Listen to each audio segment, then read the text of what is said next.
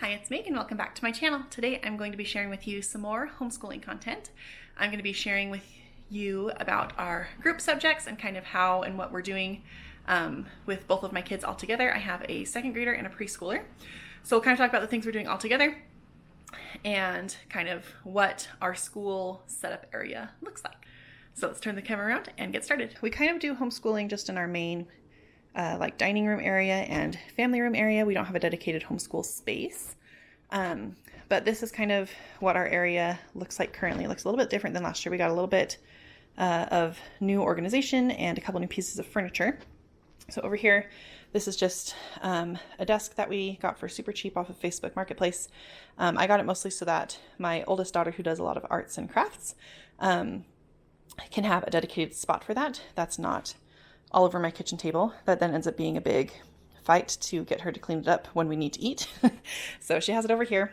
And my other daughter can use it as well, but it's primarily my 6-year-old that mostly uses this area. Also this year we got her just one of these like inflatable, like silicone, like discs that has these like little nubs on it. They're called wiggle seats. And we got that just to kind of help her control her body and be able to sit better in our chairs that we have. These rainbow drawers are the same that we had last year. These are mostly just full of like educational toys, activities, crafts, those kinds of things. Most of them are labeled pretty clearly, and these are things that my kids can just have free access to whenever either we're done with school or during their quiet times or pretty much whenever. This especially, like some of the activities that are more in like the lower drawers, my preschooler really likes to use those and play with those while I'm doing school with my older daughter. And then next to that, we have these white shelves. Most of these just hold our Kiwi Crate subscriptions. So we're not always like completely on top of doing them. So any ones that we haven't done go on kind of these middle shelves. The projects that are done or being worked on are on these like top two cubbies. One side is for my 6-year-old, one side is for my 3-year-old. And then the bottom ones down here is overflow for my 6-year-old. And then down here we have a box of stamps and a box of magnetic dolls and some bags of animal and other kind of magnets for my preschooler who likes to do those. And then the top just holds random things. And then this is our main like homeschooling tower. We have just these baskets, and each basket holds different things. So this top one holds all of our paint and painting supplies. So we have paintbrushes, dot paints, paper plates, watercolor paper, painting clothes, washable paints, all those kinds of things go in here. Our next one is our Play-Doh bin. So we have all of our Play-Doh as well as all of our tools, our stamps, and all of those kinds of things. This next one is mostly a random bin. Currently it's holding beads for my oldest to do during her quiet time or other activities. So she has 2 boxes of like bracelet kind of beads, and then this one has additional like pony style beads. And then under that is another random basket, again mostly with my oldest daughter's things. She has some perler beads as well as her own personal stamp collection that she doesn't want her younger sister playing with. So those are kind of some of her things. And then this drawer has my oldest daughter's curriculum in it. So when we're doing school, we'll just pull this whole basket out to the table. It has her pencil box with all the supplies she needs. And then underneath have all of her books, whiteboards, manipulatives, readers, all those kinds of things that she might need.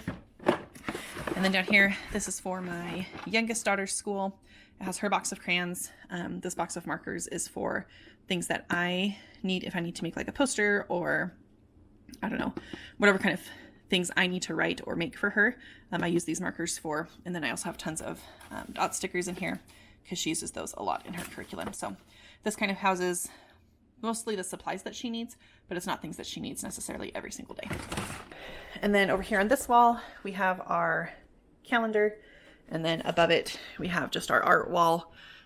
These are just some like wire shelves that I've zip tied together and hung just from command hooks, and then I just use clothespins to hang up various art projects, and then when it's full, we take things down, save things that we want to save, and then hang up new artwork because we're always making new artwork over here.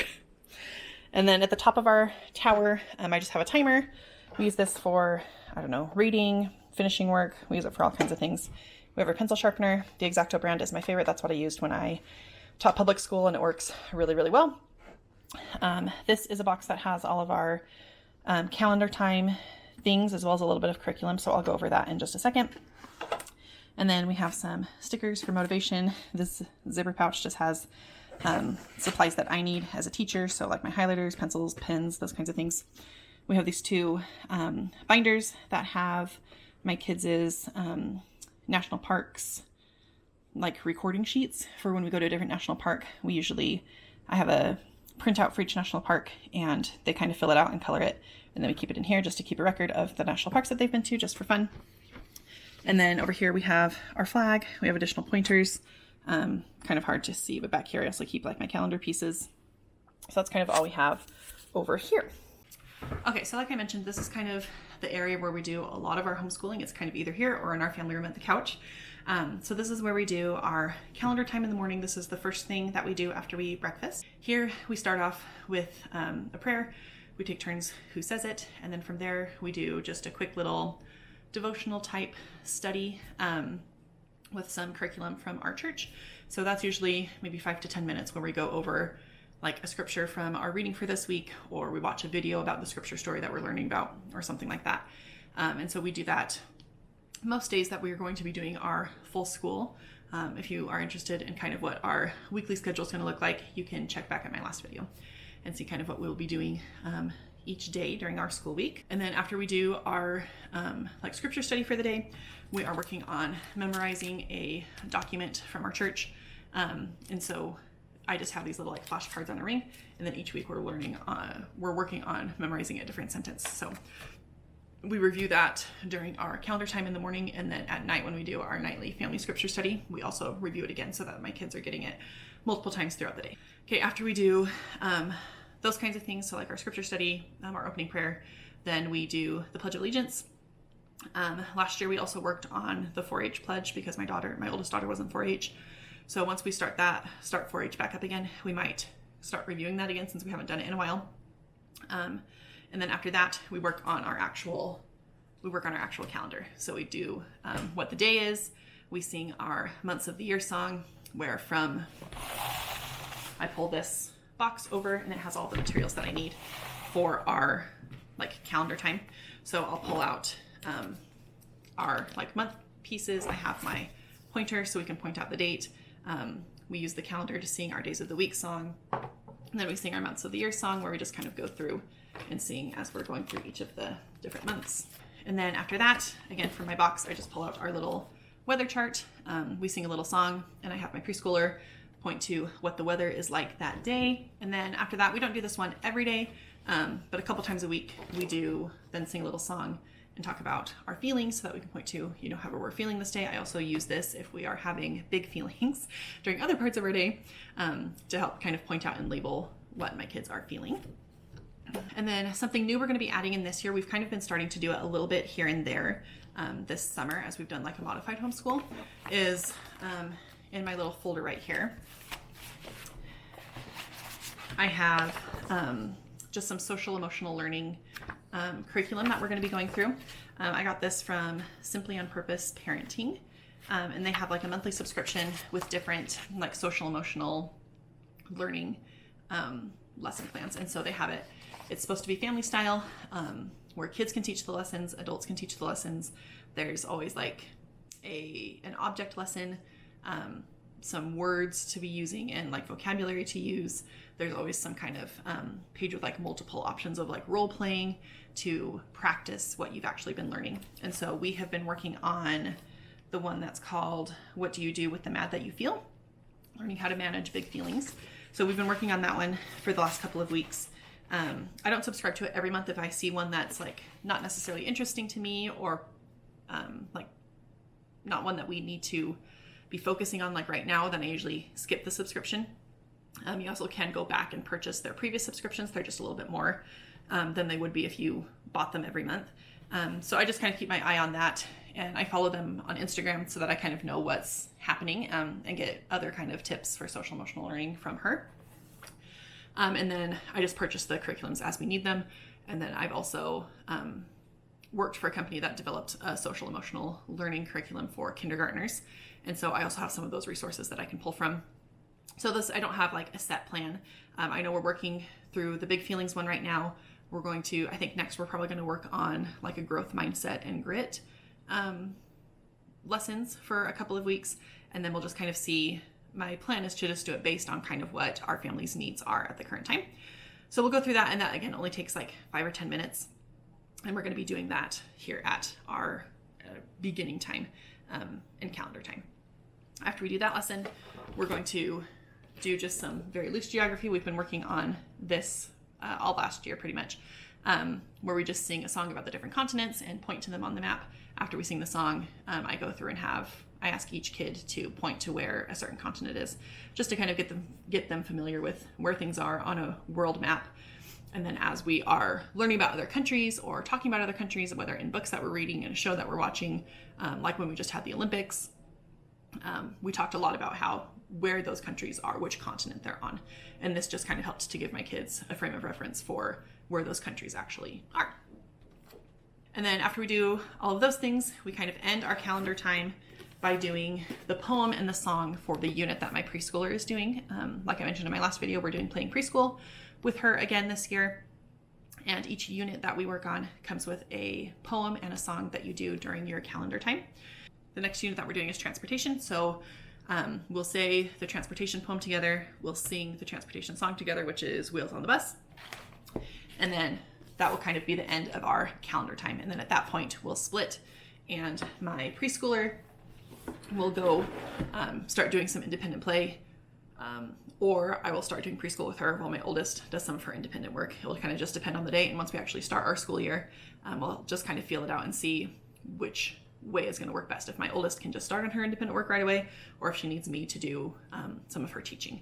But then when my oldest does do her independent work for her specific subjects, that's when I go over to my preschooler and we work on her curriculum as well. Okay, and then after my kids each do their independent studies, like my second grader does her second grader stuff, my preschooler does her preschooler stuff, then we'll come back together and we'll do our group subject for the day. So that's either going to be science, which we'll do on Tuesdays, art, which we'll do on Thursdays, and then PE, which we do on Fridays, and that's a class outside of our home. So on Tuesdays when we do science, like I mentioned in my last video, we're going to do the Fields and Flowers unit from The Good and the Beautiful. So basically, I'll just open up the parent guide. There's some discussion questions. There might be a video to watch. There's like a poem or a little story to read. There's some discussion questions. Most days there's a story to read from this book that has the big book of science stories. And so it's just a bunch of stories in here. So we'll go through and do the science unit together. We'll probably do that here at our kitchen table because there are activities that you can do within here that needs to probably be done like at a table.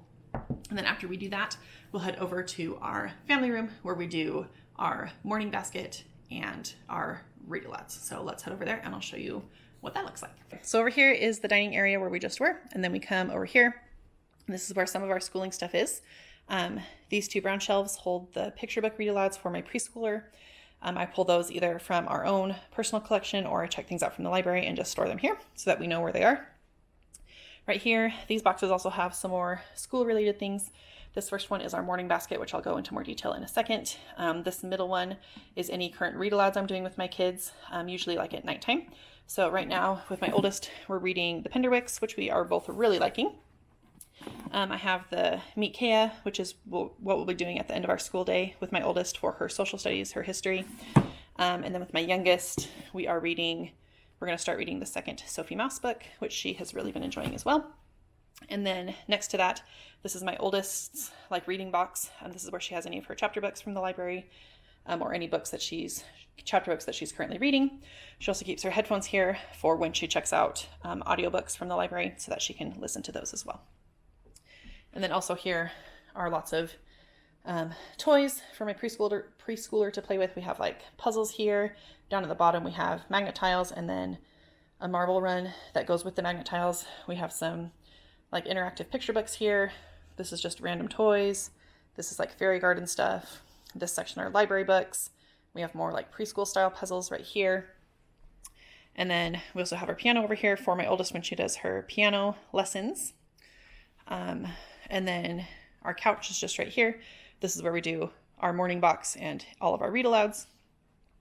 And then over here, we have this kind of bench book area. This brown shelf has picture books from the Read Aloud Revival monthly picture book lists. I just go and put a bunch of those on hold at my library and pull the ones that we already have. And then I put a few of them up on the shelf. And then my kids during our read aloud time pick 1 or 2 each for us to read. And then I just replenish it from our stack. And then over here, this is just our personal picture book collection. This is just a basic 5-shelf bookshelf from Target. Down here at the bottom are all of our nonfiction books. In this blue, right there, in this blue basket right here, we have our Spanish books. This next one is like our poetry and anthologies. So we have poetry over here on the left, and then we go into like fairy tales and nursery rhymes. And then we have some like song style books that are illustrated picture books. Then we do some wordless picture books, and then some William Joyce books and some like art or color inspired books. This one is like our early reader shelf. So we have a bunch of early readers beginning to read books, as well as our Mo Willems collection. So we have all of the Elephant Piggy books, which are our favorites. We have most of the Pigeon books, and then a couple other Mo Willems books that we like. This one is mostly like authors or series. So we have like the Crayon books, we have some Ted Arnold books, we have Pow Pow Fish, Bill Martin and Eric Carle books, the Doran Cronin books, Pinkalicious books. We have the Bear series, we have Pete the Cat. What else do we have? Kevin Hanks, the Jimmy Fallon books, we have Berenstain Bears, Dr. Seuss, and then some David Shannon books. And then up here, this is just all of the rest of our random picture books that are loosely organized. I have some like preschool favorites over here, and then they kind of go into like farm books, and then we have like folk tales and fairy tales that are like individual books, and then the rest are kind of just random. If there's like a series of a couple of books, I'll keep them together, but for the most part, the rest of these are just kind of random. So that's kind of all we have for like our homeschooling areas. So let's turn the camera around and I'll show you what we have in our morning basket. I'm back over at the table just because it's an easier place to show you things. So this is our morning basket. This is the thing that I drop if we don't have time, but it actually is like one of my kids' favorite times of day. It's mostly pretty much just reading aloud from various different things. This is the one thing from homeschool that we have kept up all summer. At least 3 or 4 days a week, we sit down for about an hour and just read from our morning box, and it's our morning basket, and it's one of like my favorite things. So definitely a highlight of the day, and something that is kind of nice to do at the end of our homeschool day after we've done our academic things. It's just a time for my kids to kind of just sit, snuggle, we can be close together, and a time for them just to sit and listen, and they don't have to necessarily be like on, right? Like it's a time for them to just decompress, kind of relax, and enjoy some stories together. So to start off our morning basket, every morning we always start by reading a couple of poems. We've done Shel Silverstein, we've done the Bill Martin Big Book of First Poems or something like that. We did that one last year. We've done some of the like nature poetry books before, but this one so far has been my kid's favorite, and probably my favorite too, is the Jack Perletsky. He was one of my favorite poets when I was in elementary school. So I have this one, and we usually just read, I don't know, anywhere from 2 to 4 poems a day, and just slowly work our way through this. And then after poetry, we do some kind of like magazine article. So usually we work through Ranger Rick. This is something that my mother-in-law got my girls for Christmas last year, was a subscription to this.